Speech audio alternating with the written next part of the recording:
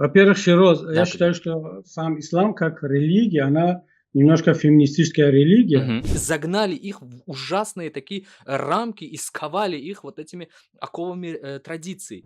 Сын Кабири стал причиной гибели моего ребенка. Ну, я повлиял как депутат парламента.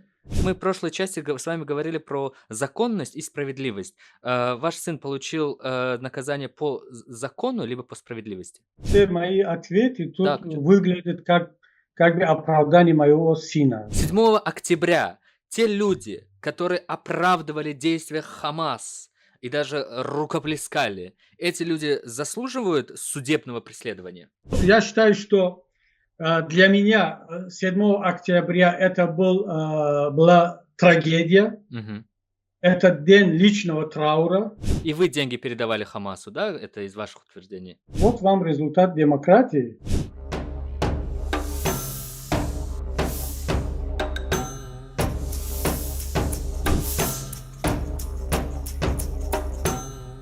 Салют, Амватананя здесь. Это третья часть подкаста с умнейшим, гениальнейшим во многом, действительно, политическим гением, господином Кабири. Почему я так называю? Потому что я не встретил еще за всю свою жизненную практику ни одного таджикского политика, который готов был бы открыто говорить о всех злободневных проблемах и всего, что нас окружает в нашей стране. Если вы не смотрели предыдущие две части, огромная рекомендация и просьба. Сначала посмотрите, чтобы полностью погрузиться в весь контекст нашего диалога. Это очень ценно и важно для нашего общества, особенно в это время, когда мы находимся в довольно-таки сложном положении. Ассаламу алейкум, господин Кабири. Рад вас снова Алейкум приветствовать. салам, Широз. Сразу скажу, что, конечно, меня радует, всем нравятся комплименты, но надо быть немножко осторожным, потому что слишком больших и громких комплиментов, оно всегда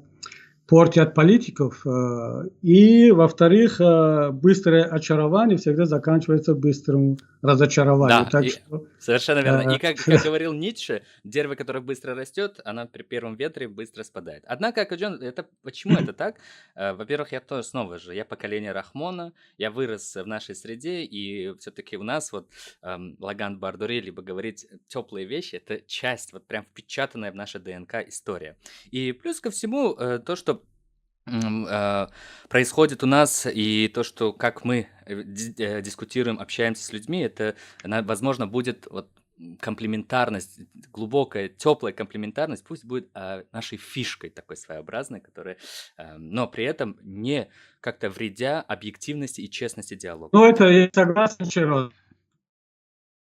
Да, спасибо вам Широз, большое. я согласен, но все-таки обольщаться. Это опасно для политиков, особенно для политиков, потому что они могут в какой-то момент верить в то, что про него говорят.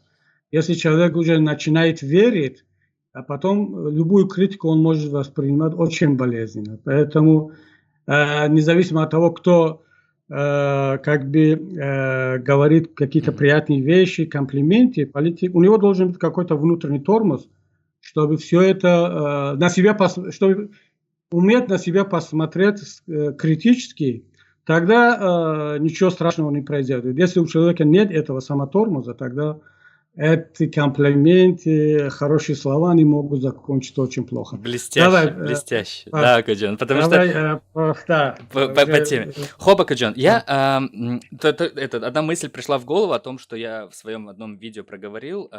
Окружи дурака лестью, он не возомнит себя гением. Это касается как раз нашего президента, которого все окружили лестью, и он даже иногда не чувствует берегов, и когда открывает рот без суфлера или без подготовленного текста, там уже все выливается, истинное его состояние. Однако, Каджан, вот в третьей части я хотел начать... Кстати, Широз, Да, Каджан. многие считают меня не лучшим Рахмона, тоже меня считают диктатором, что я уже авторитарный лидер партии и так далее. Так что давай Да. вот зло не всегда имеет какое-то конкретное лицо, оно разнообразит. Совершенно верно, Куджин. Перейдем от рахмонизма, перейдем к малаховщине. Это отсылка к нашему второму видео, где мы снимали ролик, сейчас выйдет ссылка на нее, что традиция подавления женской воли, когда случается в нашем обществе, в нашем, к сожалению, нездоровом обществе, когда случается конфликт между мужчиной и женщиной, как правило, у нас по умолчанию считают женщину виноватой, потому что мы так, традиция наша так устроена, что женщина всегда это ниже, чем мужчина, и то, что макризан, там что-то такие вот такие выражения существуют, да, на таджикском, где женщину мы считаем как бы каким-то шайтаном, да, это, к сожалению, так сложилось, и от этого нужно отходить. И плюс к тому, что в нашем обществе требует целомудрия от женщины, чтобы она была девственницей, а кто будет проверять, девственник мужчины или нет? Для мужчины все ок, а для женщины нет. Это действительно дисбаланс, диспропорция, возможно, прав, и потому просто было интересно вас спросить как такого публичного человека, то получается так, что вот одну нашу с вами единомышленницу, да, оппозиционерку Шабнам Худойдодову, с которой у нас был тоже подкаст, ей устроили откровенную травлю, включая и ваши близкие соратники. Но почему вы ни разу публично не высказались в ее защиту? Вот просто интересно было. Потому что вы ранее, когда случился Крокус, вы обвиняли президента Рахмона за бездействие, за то, что он молчит, не защищает таджиков, да, ничего не говорит. Но при этом, когда перед вашим носом откровенно унижают, травят несчастную женщину за то, что она там встречается, любит там не таджика, не мусульманина, вы как будто в рот воды набрали, Акуджон. Как это понять? Во-первых, Широз, Да, я считаю, что сам ислам как религия, она немножко феминистическая религия, особенно в контексте тех событий, вообще той ситуации, когда возникла ислам как религия. И поэтому я когда говорю, что я в какой-то степени феминист, потому что сам ислам как религия, оно дало очень много женщинам. Хотя потом, когда религиозное мышление оказалось в руках авторитарных систем и авторитарных ученых, от имени ислама было очень много плохого сделано по отношению к женщинам. И до сих пор это продолжается. И оно не имеет никакое отношение к религии, к исламу. И хотя со мной могут еще спорить очень многие аналитики, эксперты, особенно те, которые изначально настроены против ислама, они могут сказать, что нет, все эти идеологические религиозные установки против женщин заложены в самом исламе изначально. Но я вам скажу, что не так. Есть разные подходы, и я понимаю, что в начале ислама, особенно первые 2 века, женщины имели абсолютно равные права, как и мужчины.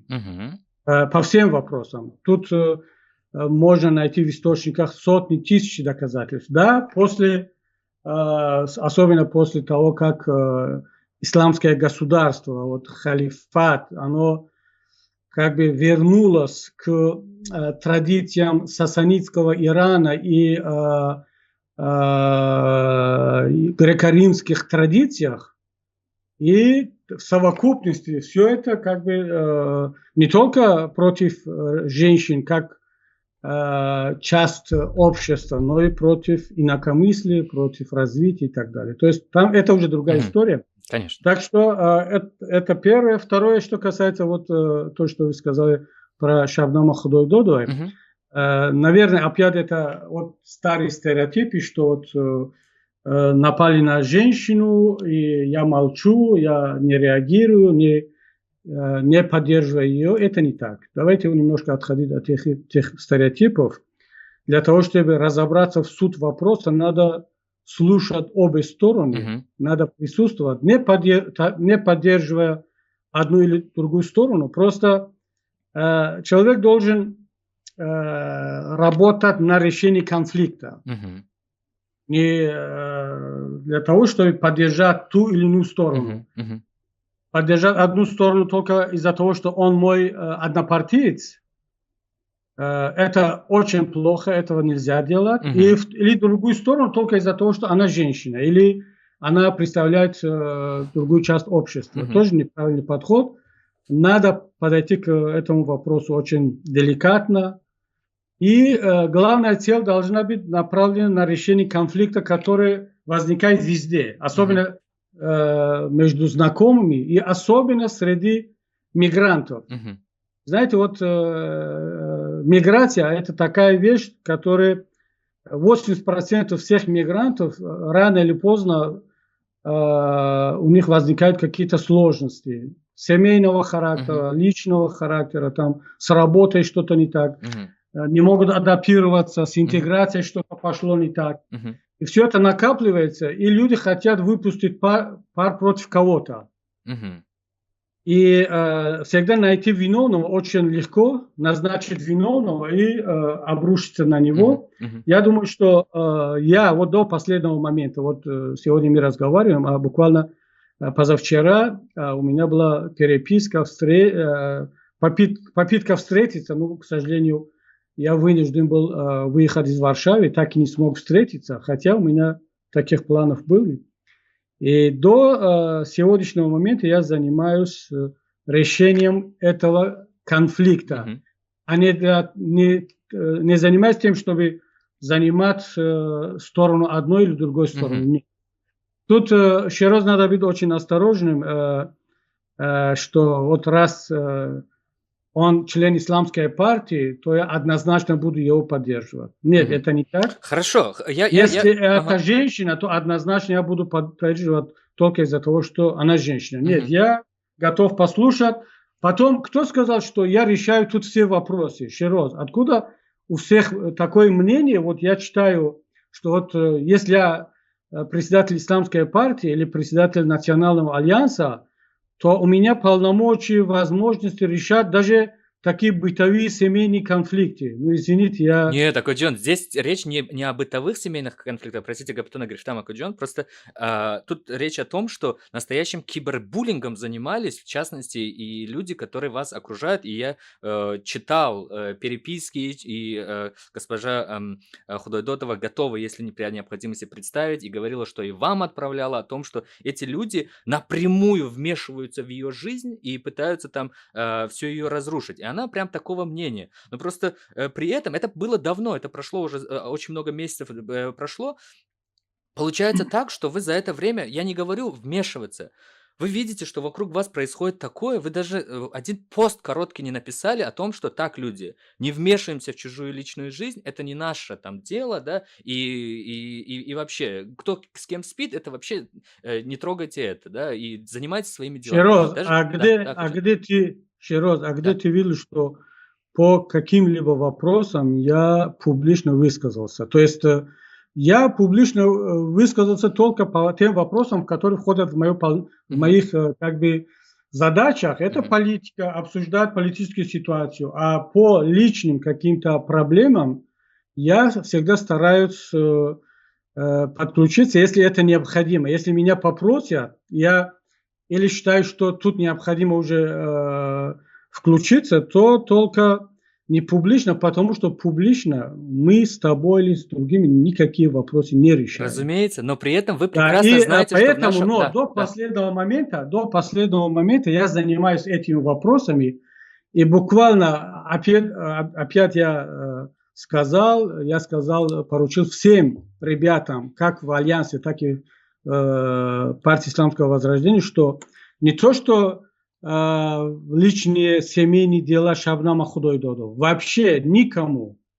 не прикасаться и дистанцироваться от всех этих личных вопросов. Это не наша задача, это не наша работа. Даже если нас попросят там помочь кому-то, там поддержать, надо быть очень осторожным. Я об этом не то, что сказал нашим ребятам, я об этом еще отправил месседж, сообщение голосовой Шабнаму. Я ее понимаю, я ее готов поддержать и дальше. И я об этом сказал, что все, я в очередной раз, это не первый раз, в очередной раз я дал поручение нашим ребятам, что по максимуму дистанцироваться от любых личных вопросов. От малаховщины исключить. Да, исключить. Это не, даже вопрос надо очень осторожно. Потому что когда просят вмешаться, и ты как-то делаешь не то, что им нравится. Вот человек просит вмешаться и ждет от тебя тех результатов, которые ей или ему нравятся. А ты, разобравшись с вопросом, приходишь к иному мнению, к иному решению или взгляду. И, может быть, там полностью ее не поддерживаешь или его не поддерживаешь. И тут человек обижается, потому что он Конечно, Акудин, или вы она правы. ждет от тебя тех результатов, которые сама ждет. Поэтому тут Конечно, это, надо быть это очень обман осторожным. ожидания, каждый там, это вопрос ожидания, но просто это вопрос личной жизни, конечно, но с учетом того, что я ранее проговорил, и я во многом, наверное, снял свой ролик в результате вот того, что я частично слышал ранее про эту историю, да, что женщинам у нас так относятся. Просто понимаете, права женщин в нашей стране это уже это вопрос действительно политики, это вопрос публичного управления, потому что у нас так сложилось, что мы к женщине херово относимся.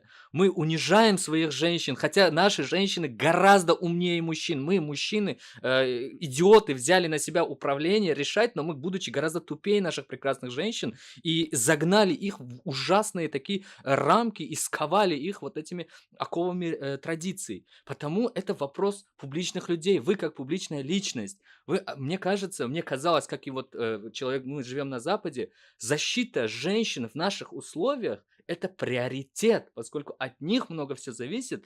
Но получается, что ни один наш политик, кроме Атавулоева, когда он по этой теме очень-очень ярко высказывался, хотя вы знаете, как мы критично к нему относимся. Кто смотрел наши ролики, мы очень критично к нему относимся. Но получается, он выступает публично в ее защиту, а европейский человек, господин Кабири, который действительно производит впечатление европейского политика, он как бы закулисно все это решает, но ни разу не сделал такого шага гуманности, где вот публично в своих эфирах, смотря людям в глаза, своим зрителям, не донес важную весть о том, что женщину нужно защищать и не нужно лезть в эту жизнь, в личную жизнь. Вот публичного я этого не слышал. Надо защищать человека прежде всего. Да, разумеется, конечно. Зависимо от того, он женщина или мужчина, это человек, надо защищать человека. Поэтому, если я защищаю или кто-то защищает Шабнама, надо защищать ее как человека прежде всего. Потому что говорит все время о том, что эта женщина, она нуждается в помощи, в поддержку. Это заранее дать понять, что женщина – это слабое существо, оно неполноценное, и мы таким образом, якобы, в кавычках, защищая женщин, сами повторяем старые ошибки, загоняя женщин в угол.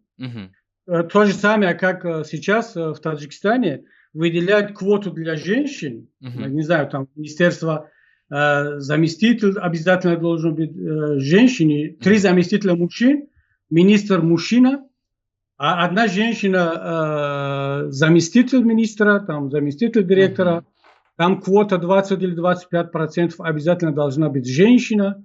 Вы знаете, это делается для того, чтобы показать, что вот я сторонник женщин, я поддерживаю женщин публично в политике. На самом деле это не поддержка женщин. Поддержка женщин тогда, когда ты даешь возможность всем людям, гражданам, и женщине, они сами пробивают себе дорогу в соответствии с законом, они могут занимать должность министра, президента, 3 заместителя женщины, если достойный мужчина, может быть 1 заместитель мужчина, а может быть вообще как в Финляндии, премьер-министр женщина и 70% кабинета женщины.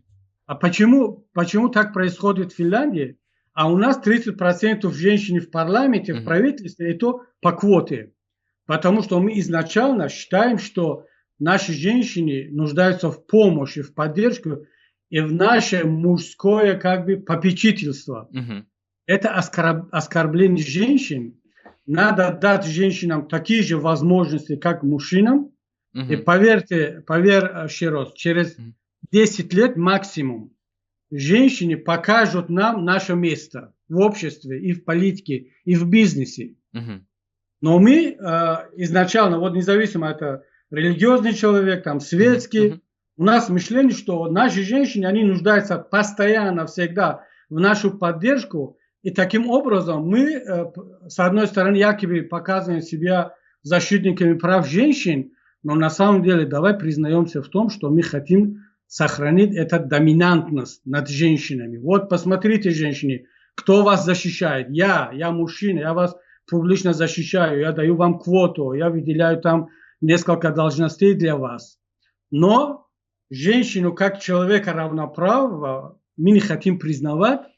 Это тоже своеобразная дискриминация. Поэтому когда у нас в партии, давайте вот подойти к этому вопросу, я не готов включиться вот в такие дешевые, я извиняюсь еще раз, моменты, когда вот там ты публично не высказался, там это не сказал. Ну и что, если я публично сказал, что вот я в данном случае поддерживаю Шабнама и все, а потом за кулисами я буду ее хаять или там сказать неприличные слова. Нет, это не в моих правилах.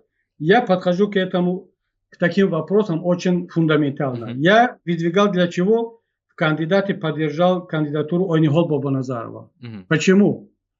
Я хотел просто показать, что мы, мужчины, совершали очень много ошибок, превратили Таджикистан, я извиняюсь, в какое-то непонятное общество. Пусть теперь за нами убирает вот этот мат, женщина, создает порядок в страну и приведет нас в порядок, нас, мужчин. То есть я для этого поддержал ее кандидатуру.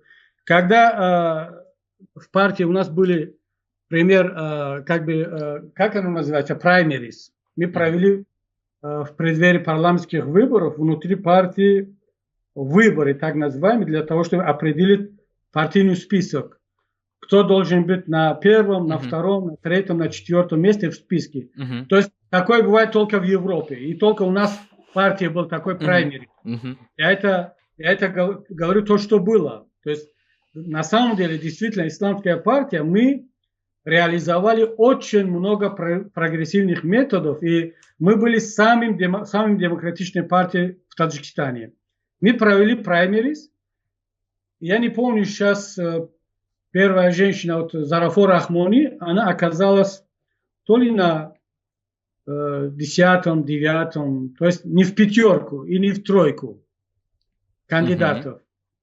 Многие ребята сказали, что давайте, поскольку она женщина, для того, чтобы мы показать, что наша партия так поддерживает женщин, но это сейчас дан моде.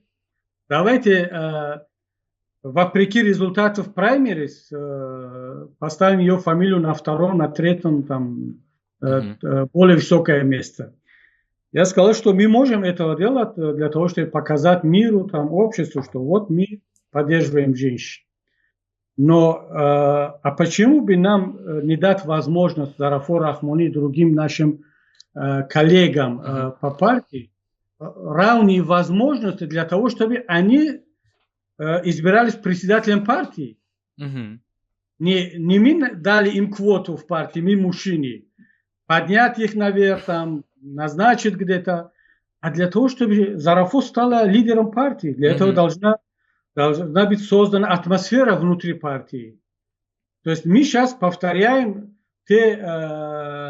методику правительства Рахмона. Рахмон ведет диктатуру, авторитаризм, потом назначает женщин на какие-то должности, или представителей меньшинств, или представителей регионов. Вот говорит, что у нас в правительстве есть представители всех слоев общества. Но это я назначаю, кто должен войти в эту квоту. Совершенно Они должны верно. создавать атмосферу ровную для всех, чтобы женщина, она сама могла добиться чего-либо, и чтобы потом она не была должником перед мужчинами. Мы назначаем женщин на какие-то высокие должности, но все время указываем, что вот видите, я вас поддерживаю, потому что вы женщина, а я мужчина. То же самое с Шабнамом. Может быть, Шабнам будет радоваться, если публично кто-то ее поддерживает, так для публики. А она-то понимает, что оно делается для того, чтобы показать, что вот я, как лидер партии, поддержал Шабнам, а не своего однопартийца. Нет, Акаджон, просто, простите, я хотел вот парировать тому, что вы говорите про квоты, потому что в нашем любимом, такой называется, вотчине свободы и демократии в Соединенных Штатах существуют квоты на цветных людей, да, что нужно там определенное количество персонала должно быть цветные. Для чего это делается? Я тут тоже немножко правых взглядов.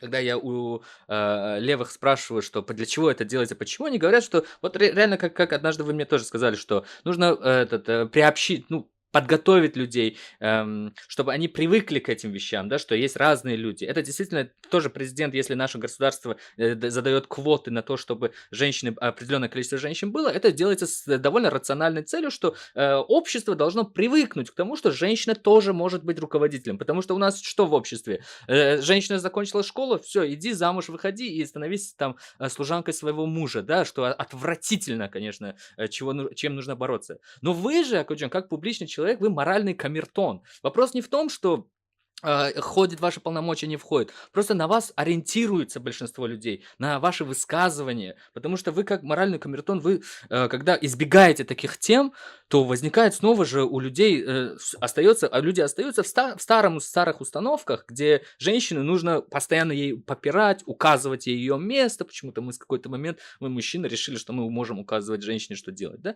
Вот в этом непонятно, что вы, используя свой авторитет, не вложили, даже не вложились в то, чтобы укрепить роль женщины в нашем обществе. Хотя вы рассказывали про то, что Онихол Баба Назарова и так далее. Но когда вот ситуации, когда это случилось, к сожалению, слова расходились немножко с делом. Ну, а вы опять остаетесь при своем мнении. Это Не-не, твое я с право. удовольствием готов изменить свое мнение. Нет, я знаешь, вот я, когда подхожу к таким вопросам фундаментально, если бы я не бегаю за какими-то дешевыми там оценками, что вот показать, что я очень прогрессивный человек, и хотя я знаю как бы вообще всю историю, и только для того, чтобы показать, что я очень прогрессивный человек, я поддерживаю там какие-то определенные слои.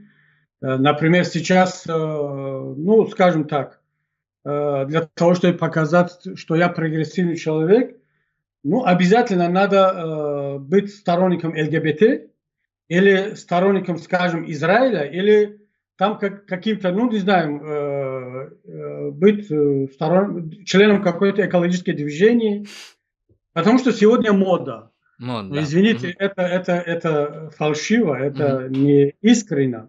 Поэтому я подхожу к этим вопросам очень фундаментально. Пусть со мной не согласятся, пусть меня сейчас критикуют, но я делаю то, что считаю нужным. И я не бегаю за какие-то дешевые комплименты, там, аплодисменты, что вот он герой, он сторонник того или этого. Нет, у меня свои установки, ценностные, может быть, где-то религиозные, где-то национальные, где-то общечеловеческие. Когда они меняются у меня внутри, вот я лично прихожу к такому мнению, что да, у меня были 10 лет тому назад какие-то других взглядов. Я в силу различных причин поменял эти мои ценностные ориентиры, там, установки. Я об этом скажу спокойно. Я Хорошо, ничего не в таком случае можно закроем этот вопрос? За какими-то комплиментами, аплодисментами, что вот Нет, почему? Я довольно считаю себя сторонником модернизма, но при этом остаюсь в рамках тех традициях, ценностях, в которых я вырос. Замечательно. Традиции и ценности, в которых я тоже вырос, и мы с вами выросли, это довольно ставит женщину в дискриминационное, к сожалению, положение. Мы об этом сейчас поговорим. Конечно, ваш тезис о том, что ислам был там как-то прогрессивным по части прав женщин, кстати, есть очень контраргумент, которого вы, как честный человек, не сможете отвергнуть, на мой взгляд. Но тогда, закрывая тему госпожи Худойдодовой, скажите, пожалуйста, вот если вы получите достоверные факты, доказательства того, что ваши ближайшие соратники занимались откровенным кибербуллингом и травлей этой несчастной женщины, вы готовы какие-то санкции применить к этим людям? Конечно. Какие это могут быть, например? Ну, самое обычное, я бы сказал, что это неправильно. Это первый минимум, что я могу сказать. А по максимуму, если это все-таки нарушает партийную дисциплину, там, какие-то нормы, то такие люди не должны быть в партии и в альянсе. То есть тут однозначно, но опять я повторюсь, что этими вопросами, в том числе вопросом Шабнама Худойдова, я занимаюсь, в отличие от многих, ежедневно, иногда ежечасно. Мгм. Вот я получаю каждый день новую информацию, там, новые Мгм. сообщения от Шабнама, от других. То есть люди думают, что нет, я не то, что не думаю, вообще я игнорирую эту проблему. Это не так. Я занимаюсь этой проблемой и похожими проблемами ежедневно. Мгм. Но если, не знаю, это хорошо или плохо, но об этом мы публично не говорим. Есть люди, которые их жизнь вообще, Facebook это и дом, и жизнь, и Мгм. вообще Мгм. частная жизнь. Там они Мгм. там и живут, там и работают. Но у меня другой характер, у меня другой подход к Мгм. жизни. Мгм. Социальная сеть, да, на сегодняшний день это важная вещь, Да. нельзя ее как бы недооценить.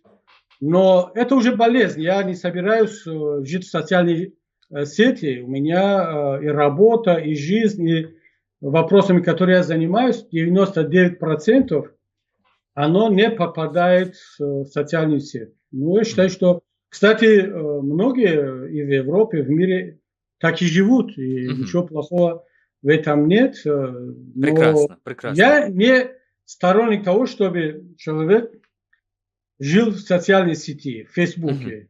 Значит, Это мы... инструмент для того, чтобы донести до общества Мгм. какую-то информацию, но, к сожалению, должны признаваться и в этом, что это инструмент для дезинформации также. Дезинформация тоже. Хорошо, Больше хорошо. это инструмент для дезинформации, чем инструмент для подачи Мгм. информации. Значит, если мы заключим этот вопрос просто тем, что мы не лезем в личную жизнь, личная жизнь это Абсолютно. личная жизнь, Абсолютно. и вот и все, кто там решили там себе взять там сделать из себя каких-то имамов и рассказывать кому как жить, они должны идти на все 3 буквы, известные в русском языке. Вот вы принимаете это выражение? Личная жизнь – это личная жизнь, семейная Мгм. жизнь – это семейная жизнь, Мгм. внутрипартийная жизнь – это внутрипартийная жизнь, Мгм. и общественная жизнь – это общественная жизнь. Да, Понимаете? потому У да. каждого должно быть свое место, и мы не должны все это в одну кучу, в одну корзину бросать и Конечно. все Для для смешивать. меня для Это меня плохо. это ценно было, важно было услышать Акоджон, поэтому я снимаю вопрос, вот вопреки тому, что мне там десятки людей написали о том, что спроси Кабири про ее невестку. Нет, я не спрошу господина Кабири про его невестку, я просмотрел видео, что она говорит. Это тоже снова будет вмешательство в личную жизнь. Если и ваша невестка там имеет какие-то претензии к вам, прочее, она может пойти в суд, да, и живя в демократическом свободном обществе, решить свои проблемы, как она считает нужным. И имеет такую поддержку, Шерот, да. давай исходить из этого принципа. В Европе, мы же не в Таджикистане, не в России, Мгм. в Европе любой человек может ходить в суд, обращаться в суд. Да. Любой человек. То есть не надо решать эти вопросы в Фейсбуке, там где-то в Ютубе. Мгм. Есть суд, ну, я не скажу, что тут идеально все, идеализировать Мгм. нельзя, Мгм. но на сегодняшний день, мне кажется, что вот европейские суды, они сами, по сравнению с другими, наиболее гуманнее, они Объективно очень рассматривать детально дело. подходят Да. к вопросу. Это первое. Второе. Любые наши разговоры здесь, касающиеся вашего первого вопроса, вот Мгм. первый вопрос вы задали про мою личную жизнь, и про моего Келина, Шабнама, там любой разговор, не важно, что вот кто прав, кто не прав, оно Мгм. может быть полезно для кого-то. Мгм. Любой мой ответ может быть ударит больно кому-то. Мгм. Зачем мы иногда для того, чтобы добраться до какого-то там детали, там мелочи, опять делаем больно кому-то?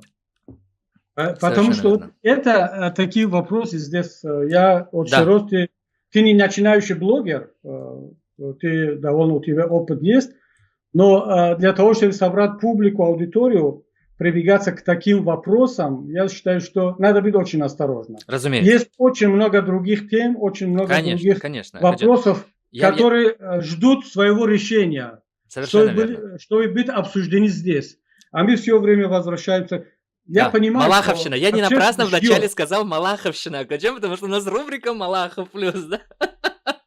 Ну Небольшая хорошо, давайте рубрика. вот на этом закроем, Да. потому что любой вопрос по этой тематике, она заканчивается тем, что кому-то будет больно. Конечно, это чувствительные моменты, конечно, Очень. и при всем том, что мы с поддержкой относимся ко всем людям, кто обделен, кого обидели и прочее, при всем уважении к вашей Келинке, которая много всего высказывает, и там, увы, не было никаких доказательств, там просто были слова, увы, при всем уважении, это там были просто слова, я фактов не услышал, просто я много слышал таких, Широз, я просто вот, да, раз мы об этом говорили, я скажу, что она считала всегда, мне вот называла папой, вот подарджон, подарок. И до последнего момента я также считаю ее таким же. Она просто жертва. Вот она, я скажу, что она самая, она не виновата ни в чем. Вот что я скажу. Я готов ее поддержать и дальше. Я уже забыл про всю эту историю. И, то есть, да, есть суд, Акуджон, есть адвокаты. вы-то забыли, вот буквально 2 недели назад один, КГБшный чисто амниатовский канал, залил ее видео, там они смонтировали красиво, там вставили фотографии, видео, аудио, прочее, прочее. Очень красиво все сделали, конечно, просто я на него наткнулся и просто написал то, что я как-то со скепсисом отнесся ко Ну, всему этому. Шерот, Да, пойми, что это подарок для них. да, Это подарок для них, они не могут просто пропустить этот момент. То же самое не могли пропустить этот подарок. Вот то, что ты сказал в начале про мой разговор мгм. по телефону, там, где я грубил. Гугин. Это был Я подарок не прям только для, смеялся, да. это был подарок не только для каких-то спецслужб. Это был подарок для всех, кто меня ненавидит Мгм. и будет еще ненавидеть. И они каждый раз будут возвращаться к этим темам, к теме моей Келинки, там, других. Даже вот вопрос моего сына. О чем ты сказал, кстати, Да, ваш сын в своем эфире. избежал, этот самый наказания за то, что сбил человека. Да, это было А мой ты знаешь, тезис на что видео. он не то, что не избежал, он получил по максимуму по Так, этой статье, которая вообще предполагает разные варианты наказания. Он получил по максимуму. так. А вот ты говоришь, он получил срок, его оштрафовали, и он получил все. То есть я не Что понимаю, жертвой? когда Что говорят, жертвой? Что жертвой? Потому что я ссылался на статью Радио Зоди и Азия Плюс. Что жертвой? Скажите, пожалуйста, что стало жертвой, кого он сбил? как бедный ребенок, он погиб, Так, как сказать, что, ну и так. погиб ребенок. Ну, слушай, вот давайте, я не хочу Мгм. возвращаться к деталям. Да. Когда я был за рубежом, как раз это был день похорон моей матери. Я был в Москве. Мгм. Я встречался с иммигрантами. Соболезную вам, да. И Мухаммаджона дают машину, скажут, что давай езжай в город, привези на похороны нашу тетю. И он в село Андигон, выезжает в село, а в село там не разбежишь, вот, ну никак. И этот бедный ребенок, он выпрыгивая как бы через забор, выпрыгивает. Это по словам и родителей, и свидетелей и так далее. И у него, он в сланцах, в этих тапочках на резинках, и оно как выпрыгивает на улицу, оно как бы оборвется, этот сланцы, теряет равновесие, и он ударит боком не прямо перед машиной, а как бы боком, вот где-то Мгм. угол там, где фари, вот Мгм. Мгм. Мгм. фари машин, он там и Да. ударился в этот район. И первая комиссия, которая обычно вот назначается, потому что у него фамилия Тилозода, у моего сына Мухаммада не Кабири, а Тилозода. Мгм. Никто не знал, что он сын Кабири. Мгм. Первая комиссия экспертизы, они приходят к выводу, что он соблюдал скорость, а ребенок, выпрыгивая через забор, он теряет равновесие и попадает Мгм. в машину. Как бы. То есть у водителя не было другого выхода, как тормозить. Он тормознул, но все-таки не удалось избежать столкновения. Мгм. Мгм. И комиссия приходит к такому выводу и отправляет дело в суд. Его, кстати, сразу же арестовали, потом освободили. И тут власти понимают, узнают, что это сын Мухиддина Кабири. Это не просто какой-то там Мухаммад Тилозода.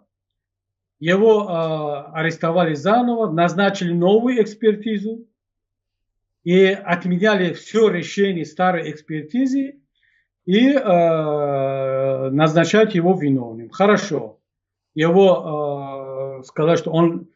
То есть это убийство, По неосторожности. непреднамеренное убийство. Да, непреднамеренное убийство, да. Да. И по этой статье есть разные виды наказания. От самого мягкого до самого жесткого. И он назначает ему самое жесткое назначение. По этой статье, которая бывает вообще.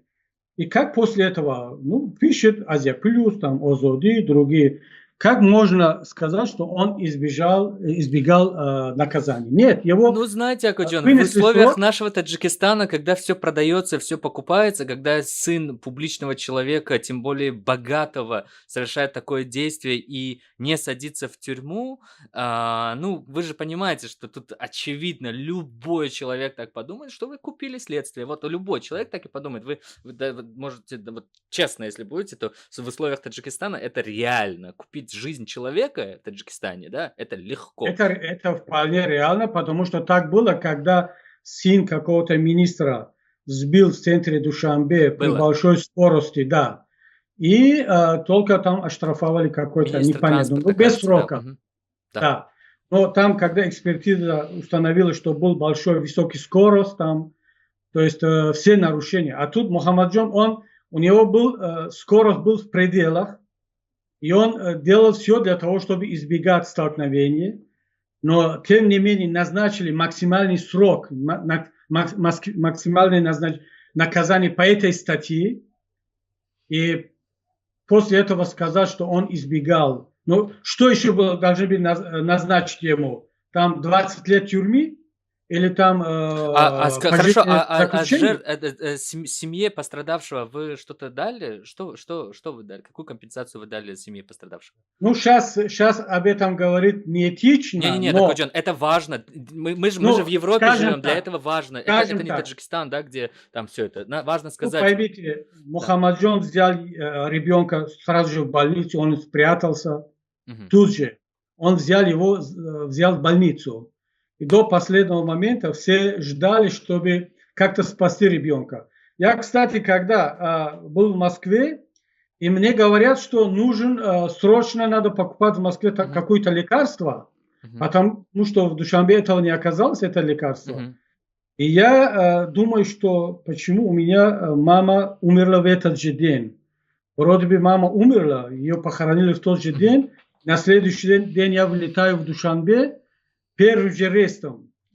Кстати, тогда не было другого рейса, чтобы я мог попасть на похороны. Хотя пропаганда до сих пор говорит, что я даже не приехал на похороны своей матери. Но если нет рейса, что я могу сделать? Первый рейс – это на следующий день, завтра утром в 6 часов или 8 часов. И тем не менее, я говорю, что лекарство для кого? Вроде бы мама ушла из жизни. Они говорят, срочно надо купить, только это есть очень дорогой препарат, только в Москве. Я попросил ребят, они нашли это лекарство, я сейчас не помню, сколько это стоило. И к вечеру мне говорят, что можете оставить лекарство там, потому что нет необходимости. Я не знаю, в чем дело, вот что происходит. Оказывается, ребенок умер в больнице. То есть лекарство, оно уже никому не нужен. Я прилетаю в Душанбе, сразу же к могиле мамы, которого день раньше похоронили. И после этого мне говорят, что есть другая трагедия. Я говорю, что? Говорят, вчера в день похорон Мухаммаджон сбил ребенка в Багдадском районе. Но это, конечно, для меня большая трагедия. Сказал, что ребенок тоже ушел из жизни, он умер. Я тут же взял машину, приехал к ним домой, в село Андигон. Я встречался с родителями. Мы друг друга очень быстро поняли, и что это была случайная трагедия. То есть вы приехали к нему до экспертиз, до следствия, до всего вы приехали? До всего. То есть это чисто человеческий долг. Приехать просто соболезнование к дому ребенка, который умер. Конечно, конечно. Я сказал, что давайте я не будем сказать, что давайте тагдир, судьба. Нет, если виноват Мухаммаджон, пусть он ответит по всей строгости закона. И я готов, как отец, поддержать именно эту линию, потому что вы потеряли ребенка. Мгм. Они сами рассказали, в чем дело, как было. То есть они даже сказали, что после этого, вот еще раз, Мгм. семья оказалась такой вот приличными людьми, что они сказали, что если бы мы почувствовали, что тут есть малейшая вина вашего сына, мы сами обратились бы в полицию, и мы требовали там компенсацию, Мгм. там Мгм. строгость закона и так далее. Но здесь мы сами видим, что это не так. То есть тут на этом месте может оказаться любой человек. Мгм. Хамаджон сделал все для того, чтобы не было этой трагедии столкновения. Мгм. Потом он забрал ребенка в больницу, до последнего момента стоял там, старался помочь. Ну, и он не скрывался, он пришел в полицию, сказал, что Мгм. вот так случилось. И, ну, почему я говорю, что сейчас, наверное, выглядит как бы неэтично. Мы взяли на себя все расходы по похорону, там другие традиции после похорон и так далее. То есть настолько было вот этот, как бы потом мы подружились, вот эта беда, общая трагедия, настолько приблизила нас, что мы стали уже ходить друг к другу на свадьбы, на разные, вот как родственники. И потом, как только они поняли, власти поняли, что Мухаммаджон мой сын, отменили первую экспертизу, НВД взяла себе это дело. Мгм. И вот этот отец ребенка, я не хочу сейчас эти детали не хотел сказать, потому что могут еще раз на него подавить. Акадён, это общественно значимое дело. Об этом Но надо говорить все-таки, да. еще раз пойми, что сейчас, если я расскажу только о том, что это общественно значимое дело, мы опять повторяем ту ошибку, когда Мгм. вот только что сказали, что это может стать причиной для болезни для одного человека, причиной для трагедии, новой трагедии для этой Мгм. семьи, Мгм. Мгм. Мгм. Мгм. потому что хотели требовать от этой семьи, чтобы они обвиняли нас во что угодно, Мгм. что якобы мы им дали там какие-то деньги, чтобы они замолчали, Мгм. то есть, Мгм. Мгм. им обещали чего-то. Да-да, мне писал человек, который прямо об этом говорил, что вы якобы подкупили родственников, купили. Ну, простите, мы не играем на костях мертвых людей ни в коем случае. Нет, нет, Просто вот писали о том, как что вы раз подкупили тогда, их, чтобы правосудия не было. да, как раз они тогда нам сказали, что вот к ним приходят люди там из различных структур, говорят, что давай вот скажи это, давай напиши Мгм. заявление. Но он говорит, что этого не было. Почему я должен это написать, то, Мгм. что не было? Что я должен сказать? Я сказал, что скажи правду и скажи то, что ты считаешь справедливым. И он сказал, что я буду отвечать, что нет, такого не было. И не было. На самом деле этого не было. До сих пор. И потом, после этого, несколько раз, по моей информации, после 2015 Мгм. года, ходили к ним, чтобы они еще раз сказали, что да, тогда Кабири мы боялись его, потому что он был депутатом, лидером партии, а вот сейчас он в изгнании, мы не боимся, мы можем сказать, что все было не так, как Мгм. мы раньше говорили. Мгм. Но эти люди оказались настолько приличными, воспитанными, что они сказали, что нет. Мы до сих пор верим в то, что сказали тогда. То есть ничего такого не было. Мгм. И хотя под давлением им пришлось ходить туда или сюда, сказать кое-что, но они не Что именно, подавали. простите, что именно? Кое-что я знаю, что они Но сказали, просто скажите, пожалуйста, я озвучьте эти слышал, я не слова просто. смотрел, я слышал, что где-то как заставили моих родителей, моих родственников, их заставили, что, ну да, сын Кабири стал причиной гибели моего ребенка. Мгм. Ну максимум что? Ну что можно сказать? Да, это правильно, к сожалению, это так. Мгм. Но на место моего сына может оказаться любой человек, Мгм. и он получил по Хорошо, максимуму. он получил по максимуму. Вы доверяете таджикским судам? Как я могу доверять таджикским судам? То есть не доверяете. То есть, ваш сын, получается, получил, максимум, согласно Гоусуду, таджикскому Гоусуду, который абсолютно не объективен. Правильно я понимаю? То есть там Но не было так объектив получилось. Если бы Мгм. я дал кому-то деньги, если Мгм. я повлиял как депутат парламента, Мгм. он бы получил из этих всех вариантов минимум наказания. Мгм. То есть там обычно как поступают наши судьи? Они говорят обвиняемому: слушай, вот у меня есть возможность в рамках закона, не выходя за Мгм. рамки закона, могу принимать это решение, второе, Мгм. третье. Мгм. То есть закон позволяет мне назначить тебе там штраф, там назначить какой-то там Мгм. срок. А тут максимум назначается и штраф, и срок. Мгм. Мгм. Понимаешь? Да. Вот, и если бы я дал кому-то деньги, повлиял в ход расследования, Мгм. мой сын бы получил самое меньшее наказание, минимальное наказание по этой статье. Мгм.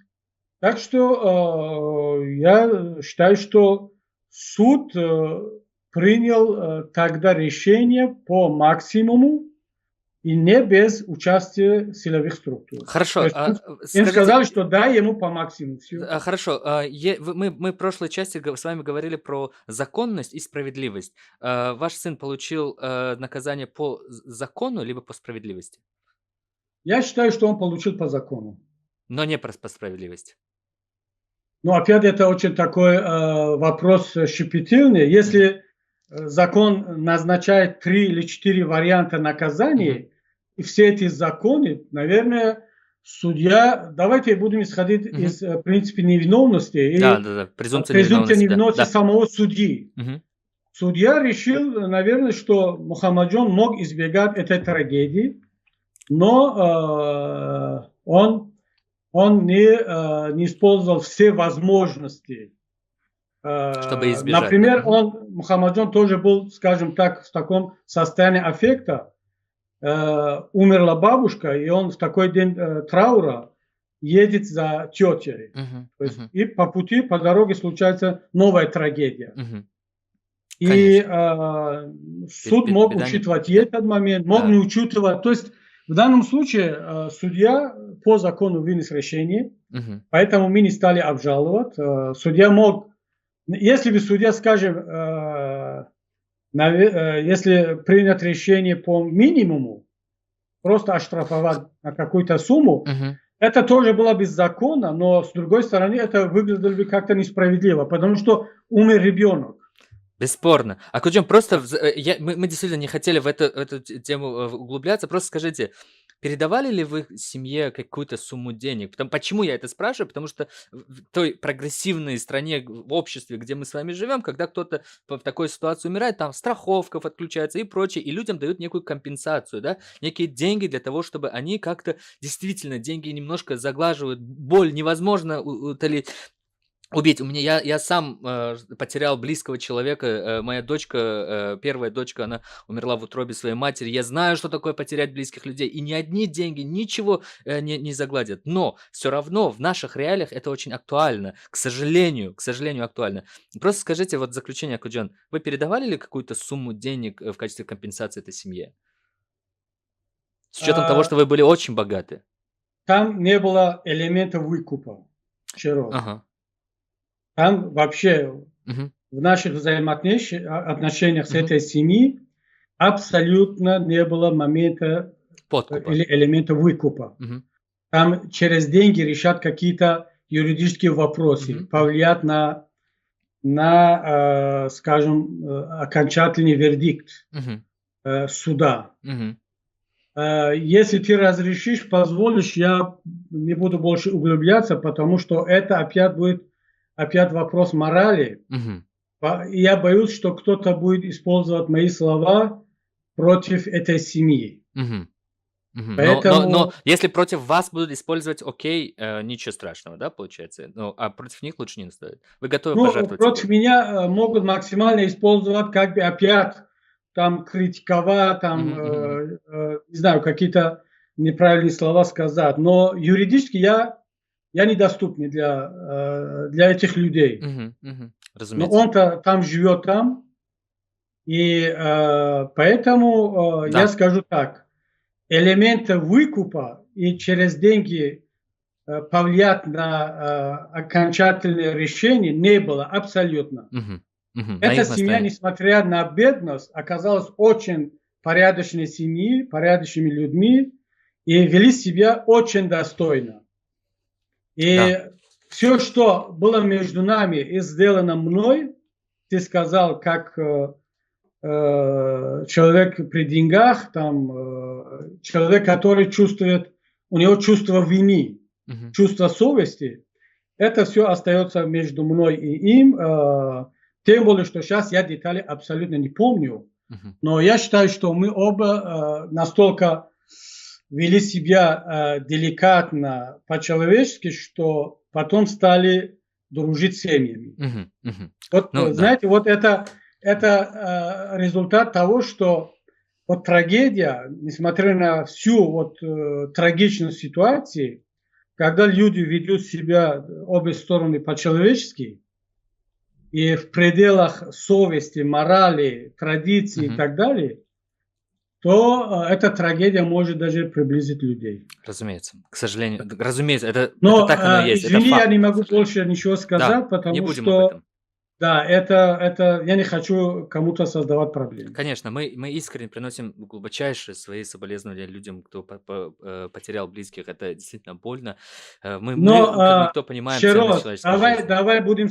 давай будем, раз мы пошли на то, давайте будем хотя бы призывать людей, которые хотят строить свою политику, пусть даже против меня, на трагедию другого человека, нельзя на играть на трагедию костях этой людей, семьи. конечно. Это очень низко, очень не по-человечески.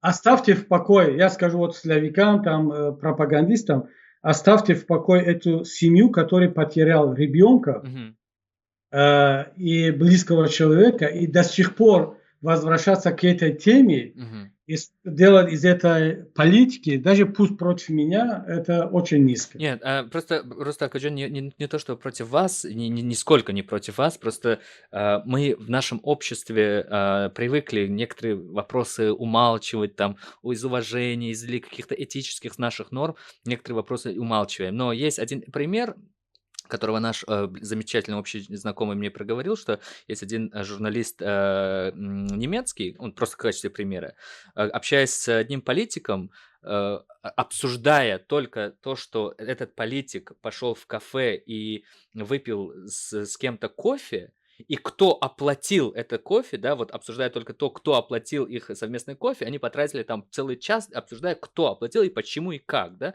Это для публичного человека, вот эти детали нужно копаться и докапываться. Но, тем не менее, я удовлетворился вашим ответом во многом. Конечно, мы в целом, я остаюсь в этом вопросе при своем мнении, потому что я как водитель некоторые вещи, может, понимаю, не понимаю, но немножко получив информацию с тех времен, останусь при своем и не буду озвучивать, пусть так и оно будет. Но, понимаете... Но, Широт, давайте, вот я боюсь, что просто все мои ответы тут выглядят как бы оправдание моего сына. Но это не так. Я сказал Мухаммаджону, когда я звонил ему, когда он был в СИЗО или в отделении милиции, я сказал, что Мухаммаджон, ты будь готов, отвечай, ты будешь отвечать за эту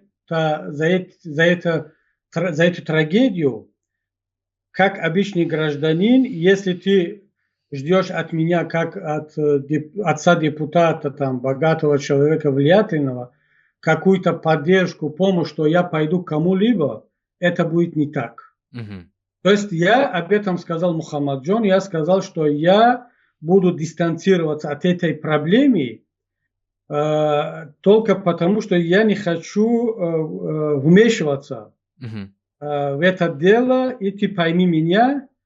И он меня не то что понял, он поддержал мою позицию. Он до сих пор считает, что я правильно поступил, хотя в такой ситуации любой ребенок, любой сын и любой другой человек, он ожидает от своего близкого человека, тем более от отца, влиятельного отца, какую-то поддержку. Разумеется, конечно. Но когда я ему сказал, что Мухаммаджон, будь мужчиной, это случилось, ты не хотел этого, но это случилось. И есть закон, и будем надеяться, что все будет решено по закону. Если даже что-то будет несправедливо, ты пойми, что я не собираюсь вмешиваться, потому что это создаст очень такой плохой прецедент, что вот я критикую власть за там какую-то коррупцию, за то, что они поблажки и так далее, а сам занимаюсь тем же. Поэтому я сказал, что я не буду вмешиваться. Разумеется, конечно, конечно. И сейчас я, когда об этом говорю, не потому, что оправдать. Нет, он виноват. Закон есть закон для всех. Он получил по закону. Он мог получить из всех вариантов там, по минимуму, по среднему, по максимуму. Он получил по максимуму. Для меня этот вопрос закрыт. Но если кто-то опять хочет возвращаться к этому, вот в твоем эфире тоже это прозвучало, что сын Кабири избегал. Да, я так утверждал, да, в своем видео про... Ты тут не виновен, потому что ты тоже поддался вот этому общему нарративу. Да, совершенно верно. Тут многие сейчас в это верят, потому что все говорят, что в Таджикистане можно купить все, включая и суд. А кто может гарантировать, что Кабири... Ну, конечно. Это знаете, это как... Я просто отсылочка интересная, Каджан, то, что имея возможность подкупить, действительно это можно. Это отсылочка, знаете, к чему? Мы как-то вопрос про замечательного Иисуса Христа общались, когда христиане мне рассказывали, что вот Иисус Христос, там он отдал жизнь за нас, за наши грехи, он страдал и так далее. И у меня возник вопрос такой. Послушайте, он до того, как его там на Голгофу повели, да, и распяли, он оживлял мертвых, этим незрячим возвращал зрение, он прокаженных тоже излечивал. Что ему мешало одним щелчком отключить свои болевые рецепторы, да, и когда его там истязали, да, избивали его, он мог ничего не чувствовать. И в тот момент, когда его на Голгофу распяли, он тоже мог ничего не чувствовать, имея такие скиллы, да, вот первая мысль такая возникла. И тут тоже самая отсылочка к тому, что имея широкие возможности, огромные финансовые ресурсы по меркам Таджикистана, колоссальные по меркам Таджикистана ресурсы, вы вполне могли это сделать, но мы поверим вам на слово, оставим эту историю. Широз, да, ты как атеист, может вот так думать, это вполне нормально, но если ты посмотришь на эту же ситуацию с точки зрения верующего человека, для него этот вопрос уже решен. Ну, вот именно, что я был верующим, и у меня есть опыт обзора как с этой стороны, как с той стороны. А у многих верующих нету обзора с другой стороны. Поэтому вот вопросы, касающиеся дела Мухаммаджона, ты был верующим в ту догму, религиозную догму, которую ты где-то читал. Там, не знаю, что сын Кабири избегал наказание. Вот ты в это верил. Да, и да, вот сейчас готов у тебя, признать. наверное, возникли какие-то сомнения. Я не скажу, что ты сейчас веришь в обратное. Нет. Конечно. Думаю, что, по крайней мере, у тебя возникли какие-то сомнения. Разумеется. Видите, все-таки до этого я с вами ни разу не общался. Я хотя пару раз общался с вашим сыном, вот с прекрасным вашим сыном, который именно попал в эту историю. Мы там переписывались, когда я еще был в Киеве. Ну, так, немного мы там о чем-то говорили. Вот. А так, да, я немножко поменял. Видите, все-таки в диалоге много чего меняется, да, и даже ранее установленные установки, устоявшиеся установки способны меняться. Ну и в контексте ценности человеческой жизни, просто снова же в вашем окружении и тех, на кого вы имеете влияние как моральный авторитет, во время ситуации в прошлом году в Израиле 7 октября я слышал довольно много таких, знаете, кровожадных высказываний и даже оправданий действия Хамаса в отношении Израиля. Вот 7 октября. А вы же довольно умеренно по этой теме высказывались. Вот можете нам сказать, какого вы взгляда, что вы думаете по поводу, что произошло 7 октября, и как реагировать, и как нужно было правильно реагировать на эту ситуацию? Широз, я иногда по многим вопросам занимаю такую позицию или высказываюсь, говорю такие вещи, что не нравятся многим. Многие потом начинают меня критиковать, ну что как я мог такое сказать, почему так. Я разочаровал многих, что многие разочаровались этими моими мнениями, взглядами. Поэтому я понимаю, что политик иногда должен сказать то, что нравится публике, особенно его личной аудитории, люди, которые его поддерживают. он должен настраиваться на эту волну. Иначе это не политика, для политики это самоубийство. Но есть моменты, которые уже на кону стоят в вопросе такого, скажем, морали личных принципов. И ты не можешь уже ничего с этим поделать. И я как мусульманин, я как человек религиозных, политических взглядов, я лидер исламской партии. Я иногда тоже говорю такие вещи, что не нравятся очень многим моим сторонникам и многим людям из этого лагеря, религиозно-политического лагеря. То же самое по вопросу последнего конфликта в Палестине и между палестинцами и Израилем.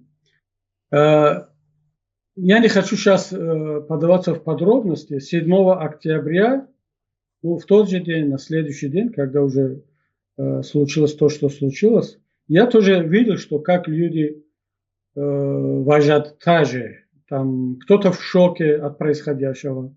Но в основном сторонники Израиля и произраильски настроенные люди, они в шоке. Кто-то в недопонимании, недоумении, я то же самое. И кто-то, даже у него эйфория от случившегося. Поздравления друг другу.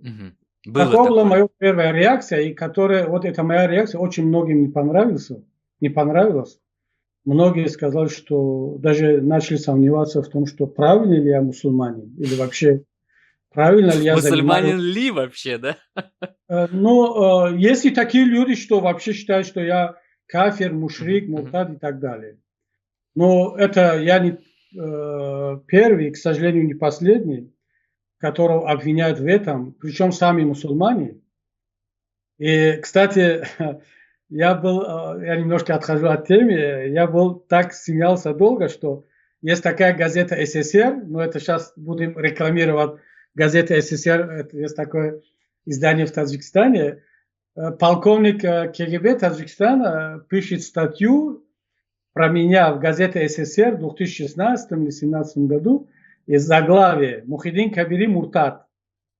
Муртад, то есть это я, это такие, как я, да, которые отошли от веры. Атеист, да, тебе можно, если кто-то считает, что мусульманин стал атеистом, он муртад, это вполне, это чисто технический термин. Да, конечно, ничего страшного, это нормально. Да, ничего страшного. Кстати, даже и слово кафир тоже ничего страшного, потому что кафир это, я не верю в чего-то, я кафир по отношению к этой проблеме. Конечно. Вы также кафир по отношению к богам, это Асгарда, например, да. Да, по отношению к христианству я кафир. Ну что? Разумеется, конечно. Но когда оно подается как нечто такое трагическое, которое надо убивать, там, уничтожать, это приобретает другой характер. Да. Но когда полковник КГБ или генерал КГБ в такой проправительственной газете объявляет меня муртадом, это пик, это вообще трагикомедия. Да. Так что многие меня так, то, что если скажем, такфиристы, мусульмане-такфиристы меня считают мушриком, муртадом, кафиром, кто-то шиитом, кто-то так далее, это понятно. Знаешь, тогда я сказал, для меня была это трагедия. Я сказал, что я сразу как политик, как мусульманин подумал, а какая будет реакция Израиля? Как государство. Израиль как самая с военной точки зрения вопроса самая мощная страна, у нее самая сильная армия в регионе. По крайней мере, так говорится. Хотя последний конфликт показал, что там очень много слабостей. Это миф. Скорее всего, это был миф. Может быть, даже специально но взрывающиеся пейджеры, это, конечно... Да, это другой вопрос. Это другой вопрос. В этом никто не сомневается, что, да, оказывается, у Израиля руки доходят еще подлиннее, поглубже. Но А опять то, что вот очень много ракет пропустило вот это железные купола, они пропустили довольно много Мгм. ракет. Это говорит о том, Ну, не что так все классно, там конечно. есть там элементы там мифа и так далее. Мгм. Но тем не менее я подумал, а какова будет? Вот сейчас многие радуются тому, что наконец-то палестинцы показали место Израилю, вот что вот за это 70 лет издевательства со стороны Израиля. На самом деле это было издевательство, когда Мгм. год за годом новые территории оккупируются, там переселенцы Мгм. захватывают новые территории, а палестинцы не могут жить на своей территории. Это по многим, по всем международным нормам. Это то, что я говорю сейчас. Мгм. Это не Мгм. просто критика Мгм. мусульманина по отношению к Израилю. Мгм. Это решение международных судов, это позиция Генеральной Ассамблеи ООН. Мгм. То есть вообще эти территории считаются на уровне ООН оккупированными территориями. Мгм. Никто их не признает за Израилем. Но вопрос в другом.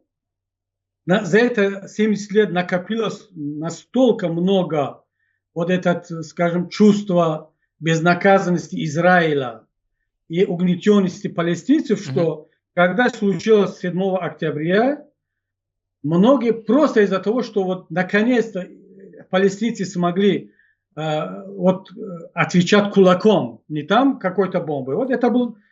пощечина, это был Пощёчина кулак. просто расстреливать людей на фестивале, Ну, непонятно кто там. Да. я скажу так. Они рассматривают, что это был пощечиной. Это когда на ринге два боксера, один только ударит постоянно, и вдруг кто-то смог ответить Мгм. вот один удар, и все. И все начинают радоваться, что вот наконец-то этот Мгм. чемпион получил по морде. Мгм. Мгм. Но никто не думал о том, что, а как поведет себя после этого Израиль. Как государство, которое иногда вот просто оккупирует территорию без причины. Вот просто нет причины, захотелось какому-то там правительству захватить новую территорию для того, чтобы построить новый кубиц. Как оно называется? Кицуби или колхозы Мгм. Мгм. по-израильски? Не знаю, не знаю. Ну, там есть такое, Мгм. сейчас не помню, как оно Не называется. важно, не важно, там где Кибуцы. кибуцы, Кибуцы. Они кибуцы. Мгм. называются кибуцы. Это местное сообщество. Мгм. И никто их не наказывает, и они могут спокойно это делать. Там, ну, мало подумать, что там какой-то араб, палестинец остался без дома. Мгм. Но зато у граждан Израиля есть новое Не, поселение. ну, Академ, просто меня удивляет одно, что когда вот эти ваши тоже сторонники, когда радовались, улюлюкали, когда эти ребята заходили и расстреливали людей на фестивале, так в Израиле же довольно много живут мусульман, и вы об этом подтверждаете, что 2 миллиона человек живут мусульман, арабов. То есть они стреляют, даже и по своим стреляют.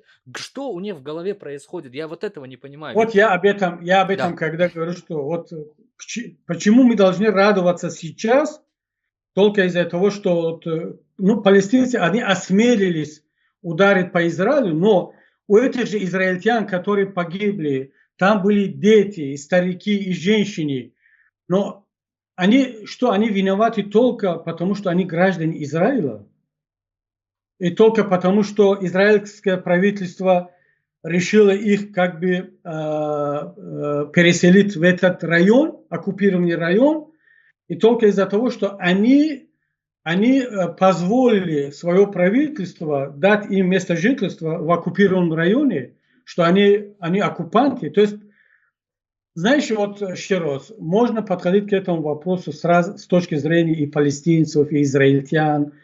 И тут нет единого, не может быть просто единого взгляда. Абсолютно. Это такой щепетильный вопрос. Но для меня, как мусульманина, для меня, который я поддерживал Палестину, палестинцев и до сих пор поддерживаю, кстати, не только потому, что я мусульманин, чисто с точки зрения международного права, чисто с точки зрения гуманности, человеческих принципов, Мгм. эти люди, палестинцы, неважно, мусульмане, христиане, там, Мгм. друзья, они имеют право на собственное государство. Бесспорно имеют право, Да, бесспорно.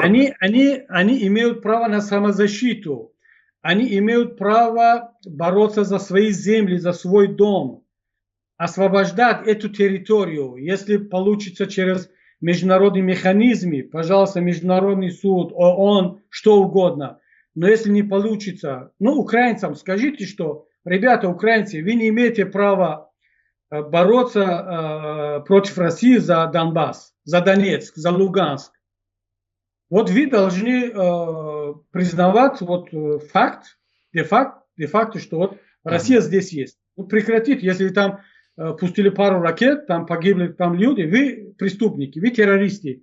Почему? Потому что вы атакуете оккупантов. Но это не так. С точки зрения Израиля ситуация абсолютно другая. С точки зрения евреев. Я вас понимаю. Понимаете, когда мусульманин или там любой, даже не мусульманин, сейчас по всему свету про-палестинское движение, оно набирает оборот, усиливается.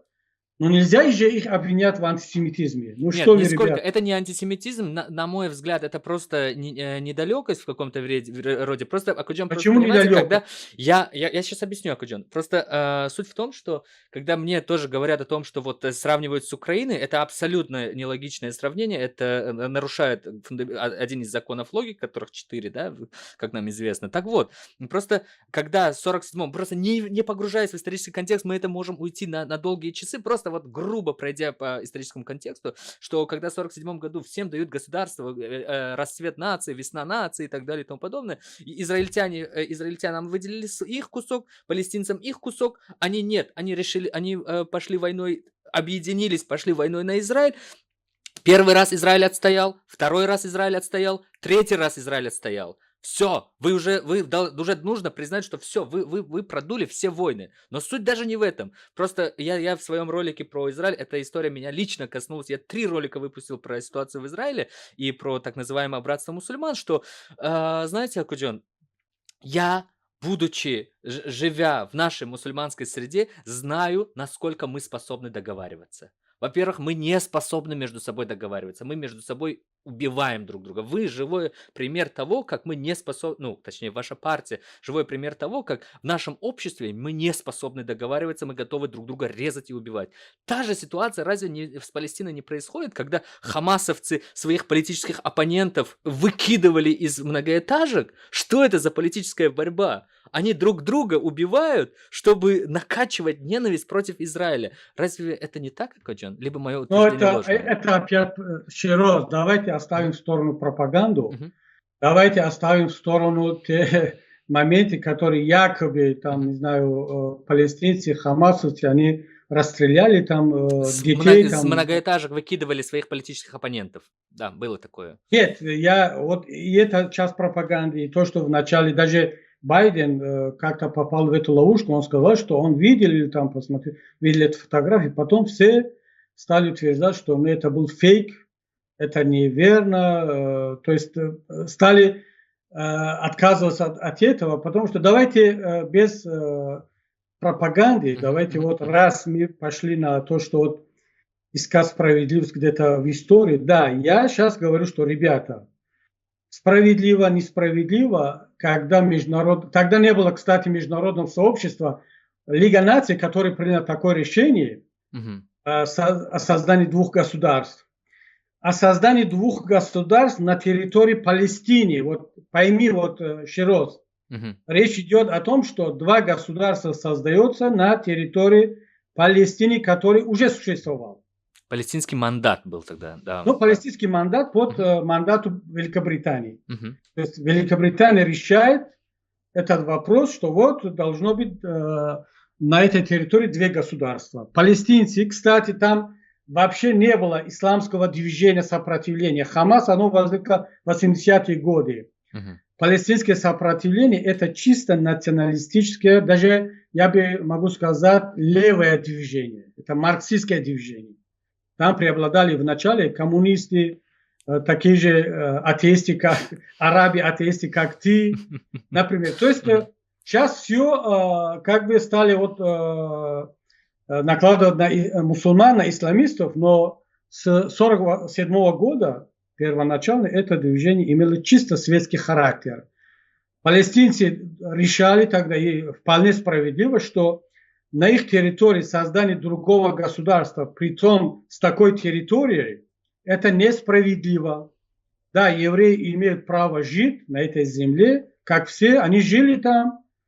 Причем, даже если еще дальше уходить вглубь истории, евреи никогда не имели, причем сами евреи в этом признаются, что только при исламском правлении они более-менее, я не скажу, что все было идеально, но они более-менее получили права. И в Палестине, и в Багдаде, и в Не, просто, Акаджан, вы намеренно умалчиваете одну такую важную штучку. Нет, я не умалчиваю. Я не умалчиваю, еще раз. Давайте вот так. Палестинцы, они пропустили этот момент в 1947 году иметь собственное государство. Мало, много, справедливо, несправедливо. Они пропустили этот момент. Сейчас палестинцы, они готовы на создание собственного государства в пределах границ 1967 года, но Израиль уже не готов. То есть Израиль вошел во вкус, и Израиль уже не готов абсолютно по другим причинам. Я не осуждаю ни палестинцев, ни другую сторону, но я считаю, что палестинцы, они пропустили этот момент, и исламское движение Хамас, оно возникло уже в 80-е годы. Да, разумеется. Я про это хотел спросить. Почему палестинцы поддержали это движение? Кстати, не только в Палестине, во всем арабском мире. Когда и вы деньги передавали, да, им тоже? Как? И вы деньги передавали Хамасу, да? Это из ваших утверждений? Да, это было, по-моему, в Душанбе мы собрали деньги. Кстати, не Хамасу, давайте назвать вещи своими именами. Мы построили в сектор Газа небольшую поликлинику. То есть у нас в Таджикистане куча проблем, и вы решили деньги потратить на Хамас, так? Нет. Давайте опять назвать вещи своими именами. Газа была разрушена не до такой степени, как сейчас, но там было разрушено очень много, и мы сказали, давайте мы покажем нашу солидарность к жителям сектора Гази. И мы собрали пожертвования, сейчас не помню, $32 тысячи, по-моему, и сказали, на что это хватит. Они сказали, что это хватит на небольшой там медицинский приемный пункт в каком-то там квартале. Давайте построим это, чтобы это было как бы частицей нашей солидарности по отношению к жителям Гази. Но почему это должно быть поддержка Хамаса или поддержка другой? Если Таджикистан, например, международное сообщество сейчас помогает афганскому народу, это что, поддержка Талибан? Что только для того, вот Талибан сейчас управляет Афганистаном. Просто, Акуджан, просто прошу прощения, меня прям вот действительно это тронуло, что это было вот в те года, когда, снова повторюсь, мы когда голодали, да, вся наша страна голодала и получала гуманитарную помощь, а ваша партия там строит, там собирает баснословные по меркам Таджикистана деньги, чтобы отправить вот этим ребятам. Но когда мы с вами в нашей с вами стране голодали, кто-то из мусульманских стран, включая богатейших арабских, кто-то нам хоть копеечку, хоть одну гуманитарную помощь выслал, чтобы я, когда открывая вот этот продуктовый набор, вот этот муку с надписью USA, видел, что это арабский, мусульманский народ мне что-то сделал. Вот что-то такое было, Хаджан? Шерот, у тебя опять нехватка информации. Да, у меня эмоции давай, еще немножко, простите. Во-первых, вот именно, очень хороший вопрос поставил, кстати, но хороший вопрос не отменяет того, что у тебя мало информации. Да. И причем эта информация очень однобокая. Да. Вот наша партия, да, мы помогли сектору Газа, и это наша гордость. Если бы у нас были возможности сейчас, мы бы помогли еще построить бы там, не знаю, школу, там, не знаю, что-то другое. Это при том, что в Таджикистане мы за это время потратили, вот именно построили, помогли при наводнении, при землетрясении, если не в сотни, хотя бы в десятки раз больше. То есть наша партия, вот ты, наверное, у тебя есть возможность, поищи там в интернете, Google сейчас искусственный интеллект в помощь, и посмотри там, что мы сделали в Таджикистане.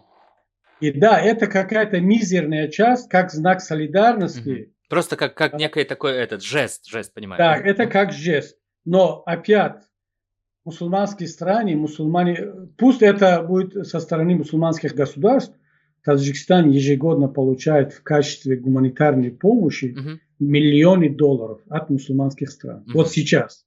Просто набери в Google, сколько миллион долларов получил Таджикистан последний год. Но они следят хоть как-то, как эти деньги распределяются и тратятся?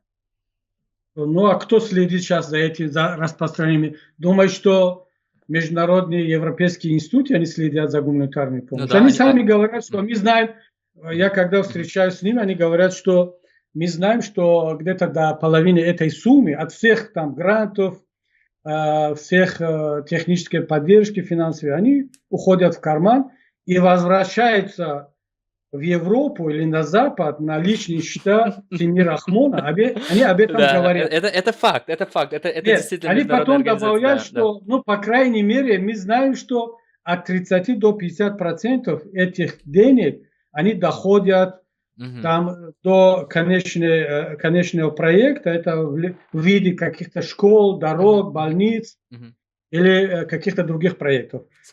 Так что это общая проблема. Хорошо. Тем более Китай и исламские государства, они не контролируют эти деньги. Конечно, да, конечно. Мы это, понимаем, возвращаясь снова, вот долго не останавливаясь, понятное дело, это нас далеко-далеко не касается, как наш общий друг Манучер Кёйстони в одной беседе со мной сказал, говорит: слушайте, что там происходит на Ближнем Востоке, говорит. Да у меня своя страна горит, говорит, чё мне до вашего Израиля или Палестины? Это в нашем диалоге это произошло, и я действительно с ним согласен. Вот просто резюмируя вопрос вот Израиля.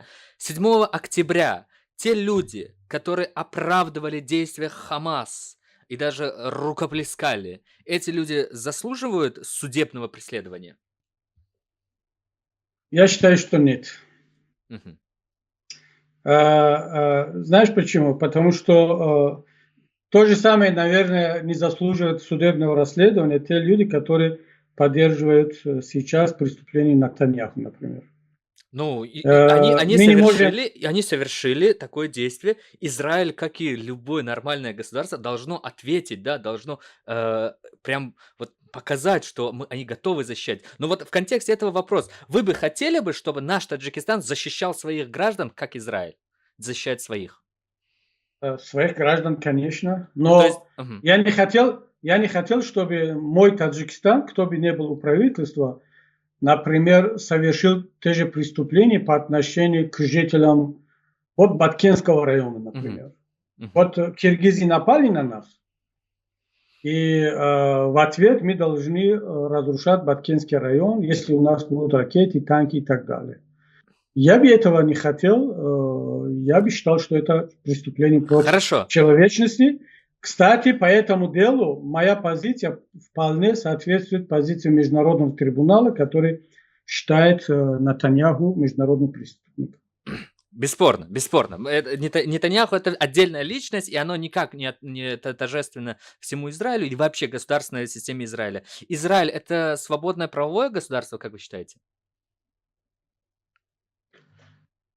Я переключил видео, меня как там, да. Да, я повторю вопрос, ваше позволение, Акудзян. Израиль... Нет, я понял вопрос. Просто я переключил видео, вопрос я понял. Я считаю, что, кстати, еще раз, в мире есть немало государств, которые во внутриполитической системе, что касается внутренней политики, они являются просто идеальными демократическими государствами. И Израиль, несмотря на все свои недостатки, во внутренней политике является демократическим государством. Кстати, это позиция многих других мусульман, арабов, палестинцев, которые живут на территории Израиля, и они мои знакомые, мои друзья. Они тоже так считают. Но да, вы в своем интервью говорили, что одни ваши знакомые, там, представители арабской национальности, сидящие в Ксенете, да, в парламенте Израиля. Да, он мусульманин, он умеренный мусульманин, но он член Кнессета, но быть во внутренней политике демократическим государством, это не означает, что это же государство во внешней политике поддерживает демократию и ведет себя по-демократически. Хорошо, Например, прелесть, да. Соединенные Штаты. Ты был в Соединенных Штатах? Нет, ни разу не был, но Я- очень скоро побудем там, так? Да, много раз, там, наверное, более 20 раз, а может Мгм. быть больше, иногда на долгое время, иногда по таким проектам, которые просто изучают внутреннюю политику США. Я считаю, что Америка – это вполне демократическое государство. Но Америка поддерживает на международной сцене очень много диктаторских режимов. И ведет себя довольно не по-демократически. Хотя, опять же, США, надо быть справедливым. Мгм. Опять же, США является основным защитником демократических ценностей по всему свету. Вот я это просто могу сказать, что есть американские институты, которые стоят вот просто горой за демократию, свободу человека и так далее. Мгм. Но есть американская администрация Мгм. Мгм. и верхушка, которая исходит из собственных американских интересов. И иногда эти интересы не соответствуют развитию демократии в тех или иных государствах, к Мгм. сожалению. Хорошо, значит, Поэтому Израиль ведет себя внутри Внутри государства демократии. довольно демократически, Там но по сменяемость отношению власти к другим существует, да. Мгм. государствам, палестинцам, абсолютно это Значит, не... значит, утверждение ваших даже ближайших соратников о том, что внутри Израиля какой-то там апартеид в отношении мусульман, это ложное утверждение получается? Апартеид есть по отношению к палестинцам, которые живут за пределы Израиля. Мгм. Апартеид есть по отношению к палестинцам, которые живут в оккупированных территориях. Мгм. Но как можно иначе называть ситуацию с палестинцем, который живет в границах Израиля, но его выгоняют из собственного дома? Только потому, что какой-то из Не-не, так, Жень, израильских переселенцев, я он решил, понимаю, там что... спорных территорий, мы понимаем эти моменты со спорной Но территорией, что там, да. касается, Мгм. что касается политической жизни, Мгм. там абсолютно нет апартеида. Это я говорю от имени тех мусульман, которые являются гражданами Израиля или живут в самом Израиле. То есть надо различать две вещи. Оккупированные территории, которые Израиль оккупировал после 1967 года, и палестинские территории. Там апартеид, там потому что, если у нас должны быть какие-то общие критерии. Мгм. Мгм. Если есть общая критерия, что вот это действие можно рассматривать как нацизм, фашизм, апартеид, то, что было в Южной Африке по отношению к темнокожим, Мгм. почему по этим же критериям мы не можем считать действие, скажем, Израиля апартеидом по отношению к палестинцам? Ну, потому что когда условный житель сектора Газа получает право на заезд, работу на территории Израиля, он приезжает в Тель-Авив, он такой же гражданин, пользуется всеми социальными благами, врачами, госуслугами, прочими, работает, зарабатывает и отвозит свои деньги обратно в свой сектор Газа. И таких очень много, и это просто неоспоримый факт, да, что... Так, это очень много. Я знаю, многие после этой войны, к сожалению, лишились этого патента или разрешения на работу. Это, конечно, очень плохо. Но еще раз, давай опять вернемся к общим принципам. Да.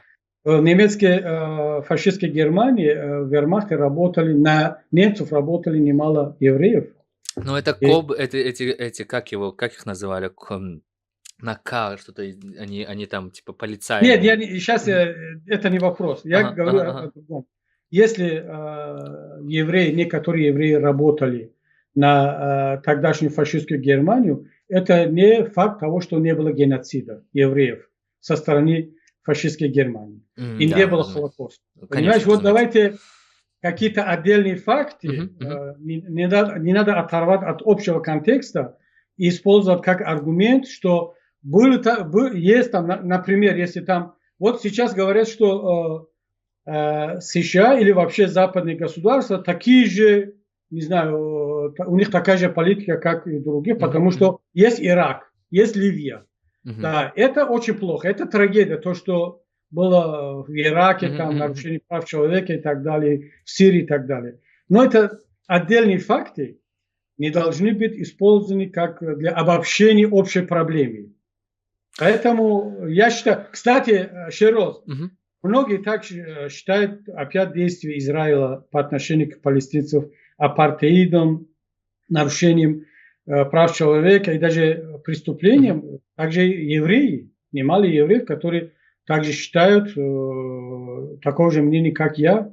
Так что давайте вот Да. возвращаться к этому вопросу. Я считаю, что для меня 7 октября это была трагедия. Мгм. Это день личного траура Мгм. по отношению к тем безвинным людям, которые погибли со стороны Израиля. Мгм. Абсолютно невиновные люди.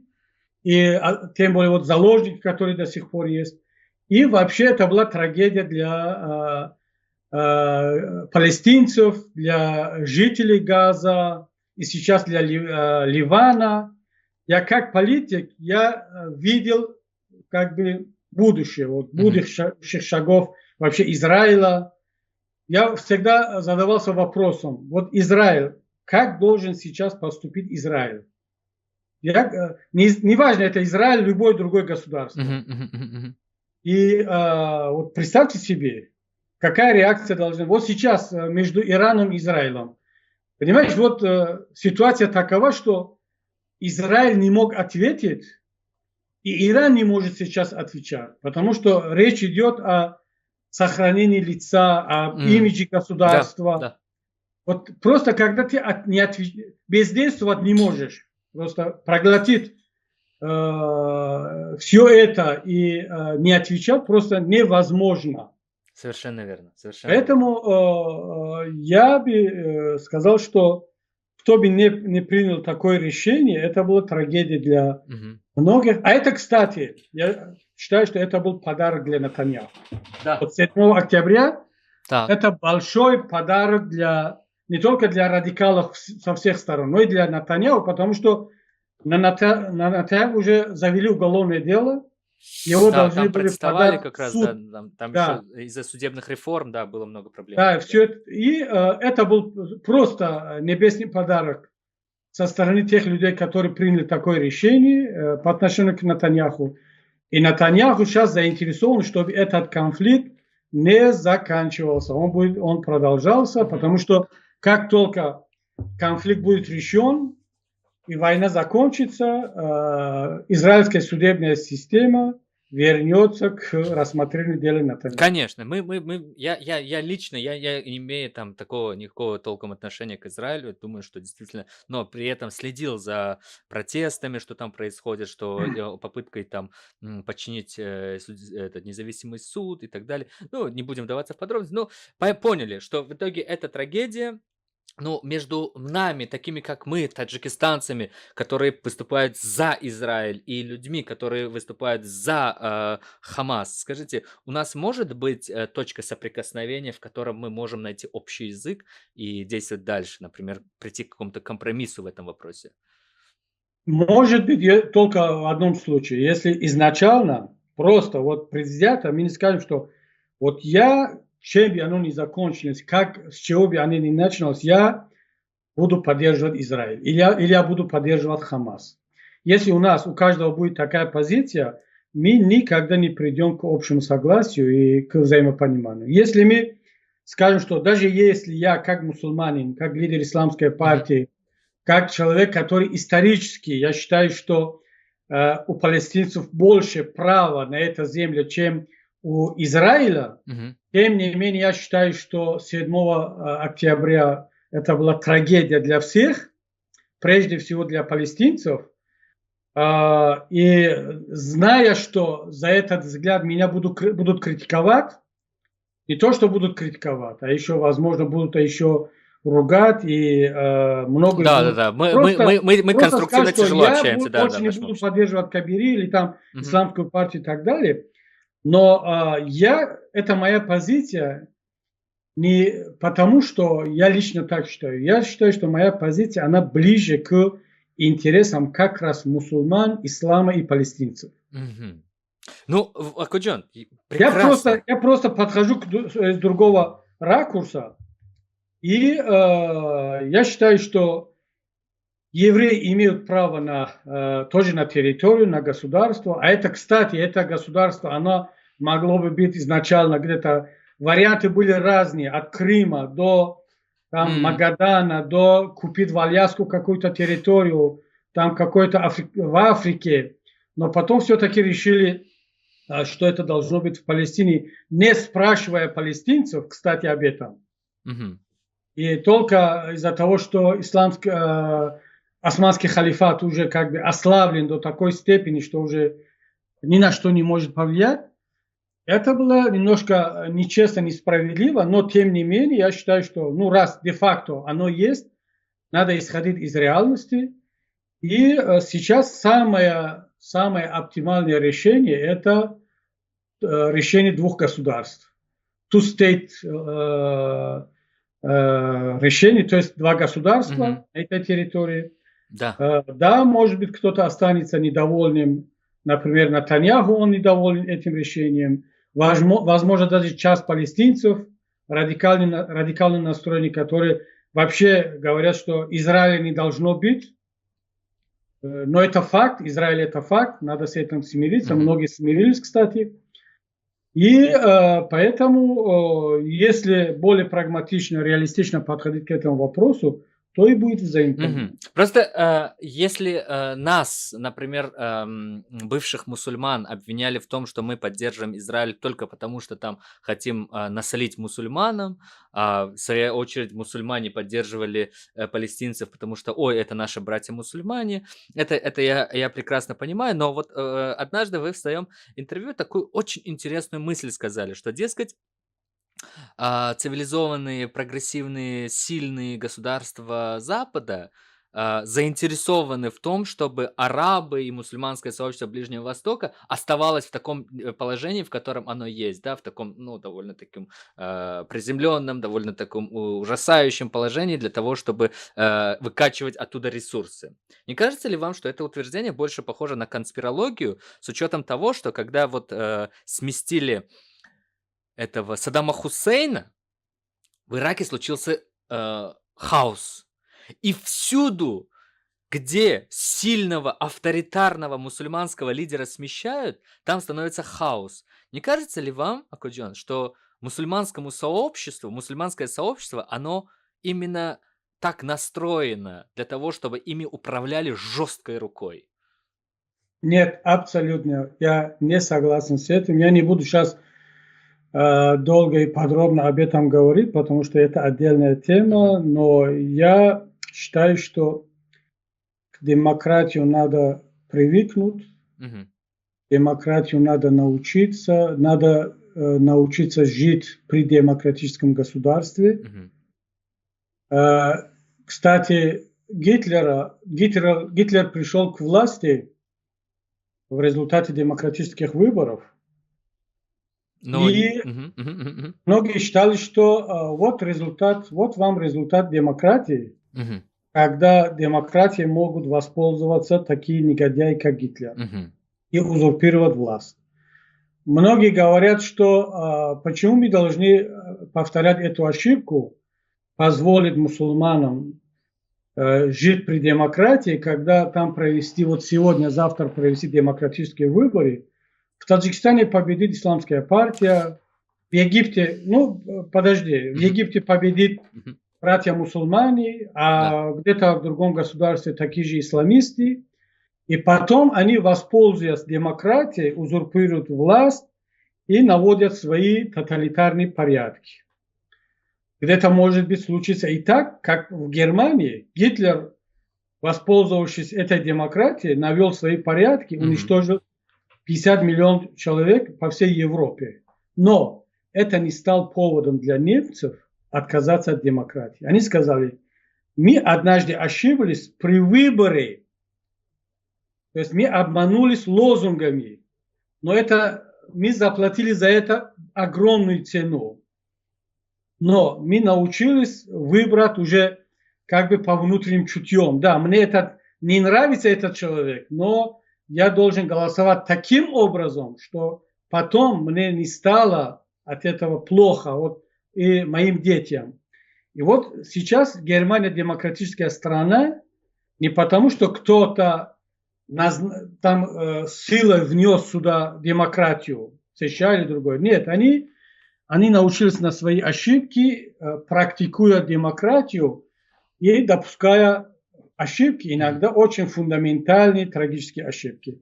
Почему мусульмане не имеют права на демократию и при этом совершать какие-то свои собственные ошибки?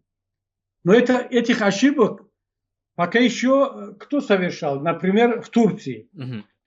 Эрдоган победил на вполне демократических выборах. Он был демократическим лидером в течение 10-15 лет. Потом вошел во вкус. Но ему захотелось остаться подольше. И сейчас то, что делается в Турции, хотя даже после всех этих реформ, конституционных изменений, которые привели к тому, что Турция стала менее демократическим государством, тем не менее до сих пор Турция считается одним из наиболее демократических государств в исламском мире.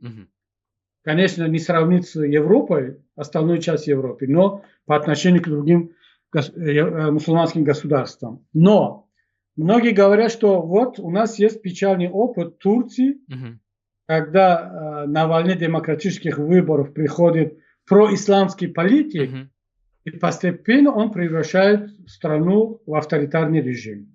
А кто может гарантировать, что если в Таджикистане или там в другое мусульманское государство не будет светского диктатора, и приходит к власти даже мусульманский либерал, там, но из исламской партии, он не может повторять ошибки там, Эрдогана или других государств. И лучше мы будем терпеть светского диктатора, но не допустить мусульманского либерала или демократа. Я думаю, что это главная стратегическая ошибка. И поэтому я считаю, что Запад не готов к тому, чтобы к власти в исламском мире, особенно там, где есть энергоресурсы, пришли силы и лица, которые они, не только... Дело не в том, что они исламисты или нет. Более-менее независимые политики, они сейчас неудобнее, потому что они могут принимать такие решения, которые базируются на интересах собственного государства, а манипулировать диктаторов очень легко. Например, Путин, кстати, он будет терпеть долго еще эти выходки Рахмона, даже когда Рахмон там где-то в Астане, где-то, так вел себя очень некорректно по отношению к Путину, но Путин готов дальше его терпеть. Почему? Потому что он не хочет, чтобы вместо Рахмона пришел кто-то другой, более адекватный, но при этом более независимый. И Путин не может манипулировать ими, не может использовать его. Например, придет какой-то там Алиев или Пашинян, или тем более Саакашвили. Он такого типа, который скажет, он будет опираться на интересы народа прежде всего. Да, я буду защищать интересы собственного народа. А у Путина есть очень много рычагов давления на Рахмона. Кстати, от этого всегда проигрывают наши мигранты, а это самый сильный рычаг Путина. И поэтому то же самое у Запада. Им лучше договариваться с Бен Салманом или с другим авторитарным лидером в исламском мире, чем, скажем, с таким неудобным лидером, как Мухаммад Мурси, который буквально год был у власти, и его же с молчаливого согласия Запада и на деньгах других авторитарных режимов из Персидского залива совершили переворот, государственный переворот. И сейчас Запад знает, что по сравнению с Мурси, Сиси, он очень авторитарный режим, он близкий друг Путина и так далее, но он готов терпеть, потому что манипулировать Сиси намного легче, чем играть с Мурси. Конечно, Акудзим. Просто я, кстати, вот этот ваш тезис обсуждал с одним нашим ученым, и вопрос был в том, что Действительно ли так, что Запад заинтересован в этом? Просто суть действительно в том, что работающие институты государства, в том числе институт выборов, институт там парламента, независимых судов и так далее, это и есть гарантия того, что тот или иной политик не превратится в диктатора. Вот. И это, кстати, описывал тоже в своей книге «Почему одни страны богаты, другие нет». В этой книге описано, что институт важнейший гарантия того, что это не превратится. Но когда при неработающих институтах приходит во власти исламский лидер, это гораздо большая опасность, чем светский, потому что светский, он больше опирается там, он живет своей жизнью, он дорожит жизнью своей. А религиозный же, он может сподвигнуть людей на очень ужасные вещи, как терроризм и так далее. Вот этого, может быть, боятся западные лидеры, как вы считаете? Знаешь, я раньше тоже так думал, но сейчас пришел к такому выводу, что они этого не боятся. Мгм. И, например, когда я, кстати, тоже поддерживаю эту идею, что исламский лидер, да неважно, исламский лидер, вообще любой человек, который он просто расположен идеологически, там, политически к тому, чтобы стать диктатором, авторитарным лидером, Ага, как Трамп, например, ага.